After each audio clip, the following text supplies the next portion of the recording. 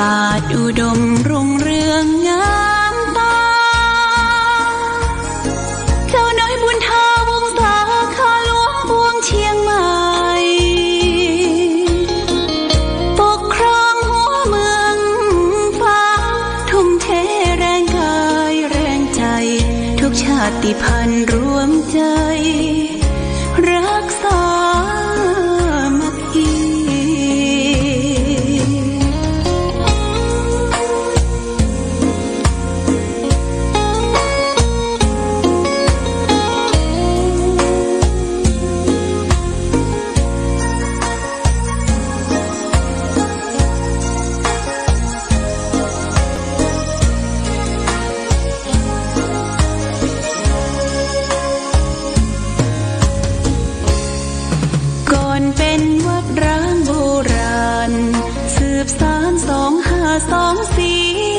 พระมหาราชครูเกษรา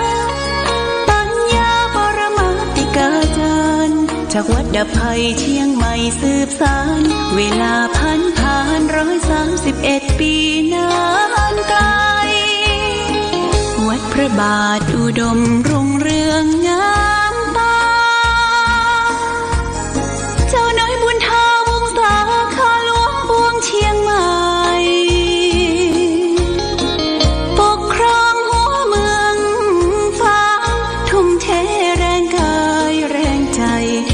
ชาติพันธุ์รวมใจรักษามัคคี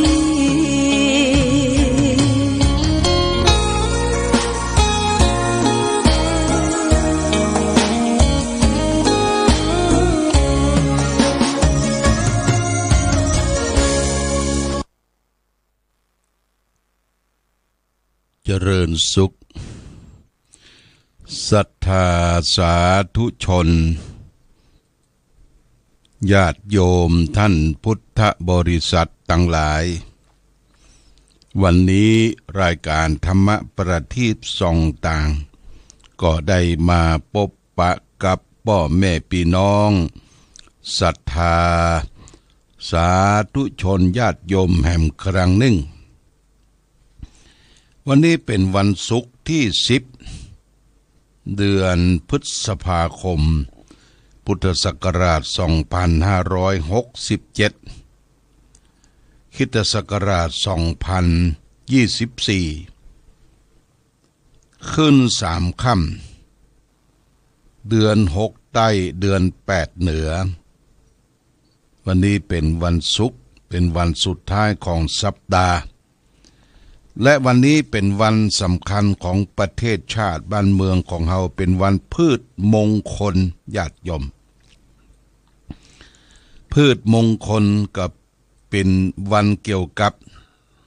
การทำพิธีแรกนาขวัญ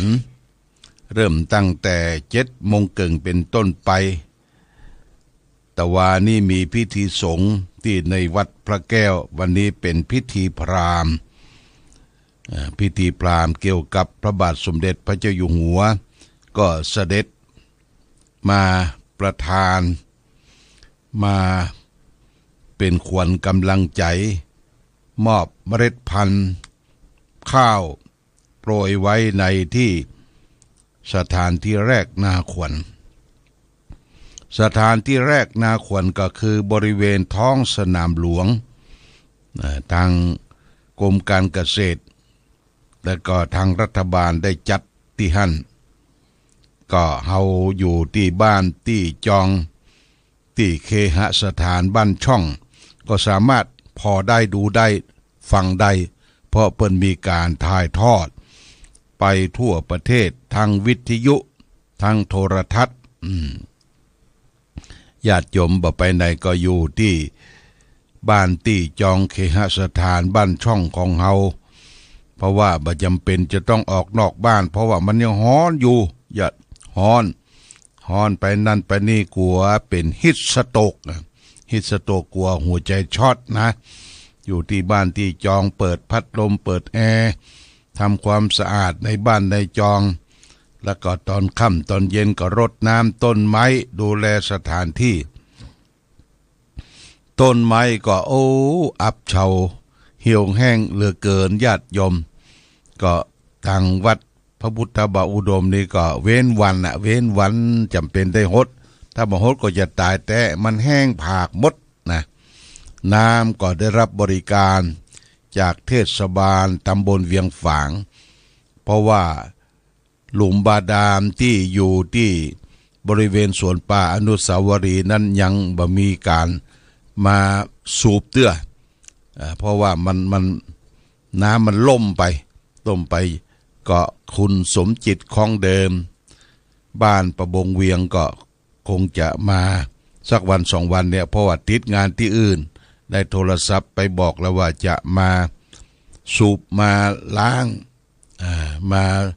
ทำความสะอาดแล้วก็จะมีน้ำจึงออกมาแล้วก็จะได้สูบขึ้นแท้งที่แท้งข้างๆส่วนป่าอนุสาวรีย์พระเจ้าฝางทิศตะวันออกเฉียงเหนือนั่นเขาก็ได้ปล่อยมาที่แท้งที่หลังกุฏิหลวงพ่อตึงวันนี้เขาก็เว้นวันก็มีทางเทศบาลเอาน้ำมาถวายใส่แท้งฮื้อก็ใจอย่างประหยัดแต่อดออมนี่ก็เป็นเรื่องของภาวะโรคร้อนบ่ใจเดือดร้อนก็ในประเทศเฮานะญาติโยมต่างประเทศหลายประเทศอย่างประเทศกัมพูชาเขมรนี่ก็ปิดโรงเรียนเพราะละอ่อนมันร้อนเหลือเกินประเทศฟิลิปปินส์ซึ่งอยู่ในเส้นศูนย์สูตรเดียวกับเฮาประเทศฟิลิปปินส์นี่เป็นหมู่เกาะนะมีหลายพันเกาะญาติโยมแต่ว่ามีน้ำทะเลรอบล่อแต่ว่าก็ยังร้อนใจน้ำทะเลบ่ได้เพราะว่าน้ำทะเลนี่มันเค็มบ่สามารถที่จะเอามาเป็นใจน้ำทำการเกษตรที่ประเทศฟิลิปปินส์นี่ก็ทำไร่ทำนาการเกษตรเหมือนกับบ้านเฮาได้รับผลกระทบมากมายนี่คือภาวะโรคร้อนที่เกิดขึ้นมันเป็นธรรมชาติที่เกิดขึ้นกับโลกใบนี้ญาติโยมนะโลกใบนี้มีผู้คนหลากหลายหลากภาษาหลายประเทศบางประเทศก็รบราฆ่าฟันแย่งชิงกันบางประเทศก็แห้งแล้งแห้งผากมีแต่ทะเลทรายแต่ประเทศเฮานี่ประเทศอุดมสมบูรณ์นะอุดมสมบูรณ์ในน้ำไม่มีปลาในนามีข้าวเรามีพระมหากษัตริย์ปกครองบ้านปกครองเมืองมีรัฐบาลปกครองในระบอบประชาธิปไตยช่วยกันส่งเสริมรู้จักรักหน้าที่ของตนเองนี่คือประเทศไทยวันนี้ได้มาพบญาติโยมท่านสาธุชนก็จะเอาเรื่องของมิตรคือเพื่อนฝูงที่อยู่โดยกันมิตรแท้มิตรเทียมเฮาอยู่คนเดียวบ่ได้ไม้ต้นเดียวนี่ต้านลมบนบ่ได้ญาติโยมไม้ต้นเดียวนี่นะมันอยู่กลางเป็กเล็กกลางตรงกลางนานี่เดียวก็ลมปัดโค่นลงไม้ที่ต้านลมบนได้ก็ต้องไม้เป็นกลุ่มเป็นก้อนเป็นกอเช่นไม้ไผ่ไม้สีสุกไม้อย่างที่มันเป็นกลุ่มเป็นกออยู่ร่วมกันเนี่ยรวมกันเราอยู่แยกหมู่เราตายรวมกันวุ่นวายแยกกันตายดีกว่าเพราะฉะนั้นความสมานสามัคคีอยู่ร่วมกันเนี่ยมันมีความสุขมิตรในเฮามิตรของเฮาเนี่ยควรที่จะเลือกคบมิตรที่ดีวันนี้เอาเรื่องอมิตตบุพพีกถาข้อหนึ่งว่าด้วยผู้ไม่ประทุษร้ายมิตรผู้ไม่จังมิตรไม่เกียรติร้ายต่อมิตรพระพุทธเจ้าตรัสว่ายังชนะปะทังยาตินิคเมลาชะธานิโยสัพพทะปูชิโตโหติโยมิตตานังนะทุปติแปลว่าคนที่ไม่ประทุษร้ายมิตรจะไปยังที่ใดๆไม่ว่าจะเป็นแว่นแคว้นตำบลหรือเมืองหลวง ย่อมได้รับการยกย่องบูชาทุกแห่งว่าเฮาบ่คิดร้ายต่อมิตรต่อเพื่อนต่อฝูงที่อยู่ร่วมกันสาบานร่วมกันนี่เฮาก็ไปที่ไหนเนี่ยเฮาบอกบ่ทำร้ายกันเนี่ยมันกับได้รับการต้อนรับจะไปแว่นแค้นตำบลเมืองหลวงที่ไหนย่อมได้รับยกย่องว่าเป็นผู้มีจิตใจสูงจิตใจกว้างขวางมีเพื่อนมีฝูงมากหลายอย่างนี้เป็นต้นเพราะฉะนั้นมิตรดีเป็นสีแก่ตัวมิตรชั่วพาตัวให้มัวหมองอันนี้เป็นข้อหนึ่งคบมิตรดีข้อที่สองอมิตรทุพพีกถาสองเนี่ยว่าด้วยผู้ไม่ประทุษร้ายมิตรผู้ไม่ประทุษร้ายมิตรตัดเป็นภาษาบาลีว่าอากุโธสัครังเอติสภายะปฏินันทิโตยาตินังอุตโมโหติโยมิตานังนะทุปติคนไม่ประทุษร้ายมิตรอยู่บ้านตัวเองก็ไม่อุ่นใจไม่คุ้นใจอยู่ในที่ประชุมก็มีคนยินดีผู้ในหมู่ญาติก็เป็นคนเด่นคนไม่ประทุษร้ายมิตรอยู่บ้านตัวเองก็ไม่คุ้นใจอยู่บ้านมีความสุขมีความอุ่นใจแล้วก็อยู่ในที่ประชุมก็มีคนยินดีด้วยอยู่ในหมู่ญาติพี่น้องก็เป็นคนเด่นเพราะว่าเฮาไม่ประทุษร้ายต่อมิตรต่อเพื่อนต่อฝูงไปที่ไหนก็ถูกยกย่องเทิดทูนเอื้อเฟื้อเผื่อแผ่ซึ่งกันและกันเพราะนั้นสรุปแล้วว่าในโลกนี้เราจะต้องมีเพื่อนมีมิตรมีฝูงมิตรในเรือนของเราก็คือสามีภรรยาลูกเต้าบุตรธิดานี่เป็นมิตรเจ้าเรือนของเราคือรักกันคือมีความเมตตาอารีอารอบต่อกันจะไปพิษจะไปเถียงกันจะไปลงไม้ลงมือโอ้เฮาฟังข่าวหันข่าวเนี่ยผัวไปลงไม้ลงมือบุบตีเมียวะปดโตเป็นเพศอ่อนแอเป็นเพศแม่บ่ควรที่จะทำก็สืบทราบข่าวว่ากินเหล้ามาแล้วกินเหล้าเมายามาลงไม้ลงมือบุบหูตีตาสามภรรยาของตนเองก็ทนบ่ได้ก็เอามีดมาสวกเข้าที่ดีก็ล้มหายตายจากแล้วก็ลูกเต้าเข้าปั้นพอว่าไปแว่4-5 คนก็จำเป็นจะต้องเป็นทุกข์เป็นร้อนเนี่ยญาติโยมอันนี้คือบ้านแตกสลายขาดละบ้านบ่มีความสุขเพราะพิษเถียงกันคางกันพิษเถียงกันคางกันแล้วก็บ่เข้าใจซึ่งกันและกันที่ยังบ่ได้กันในปดโตเอาเดือนเอาดาวมาเปรียบเทียบสู่เจ้าเนี่ยสวยเลอเลิศประเสริฐยิ่งไม่มีสิ่งใดที่จะมาเปรียบเทียบเทียบคานได้แม้แต่พระจันทร์บนก็ยังผิวการผิวของเจ้าเนอะเปรียบเทียบเปรียบเปยเอาฟ้าเอาดินมาเปรียบเทียบเปรียบเปยพอมาอยู่ด้วยกันน้ำพริกน้ำแกงเข้าหูเข้าตาละเอาละพิษกันเถียงกัน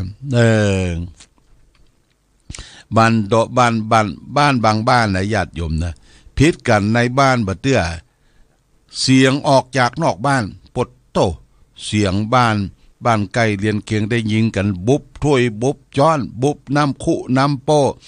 เถียงกันไล่กันออกจากบ้านจากจอง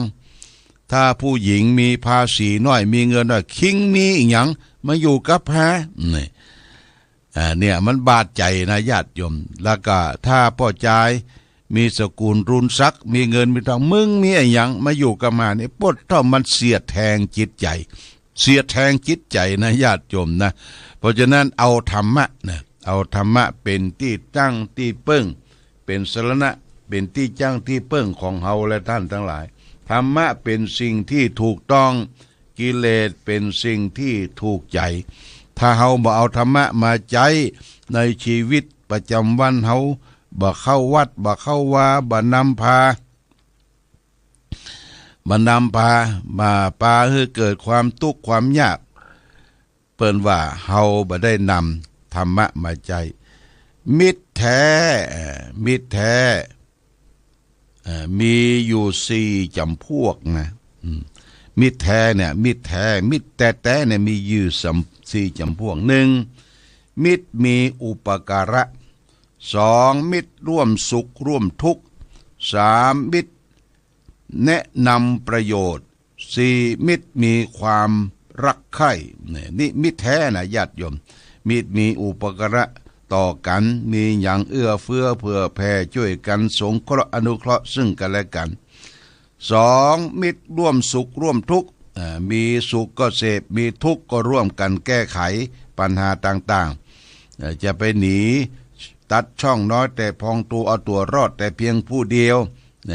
3มิตรแนะนำประโยชน์ก็คือแนะนำประโยชน์ที่รู้จักว่าอันใดควรทำอันใดบ่ควรทำอันใดควรละอันใดควรทิ้งนี่บัลละเลยเพิกเฉยต่อประโยชน์ที่จะแนะนำมือกัน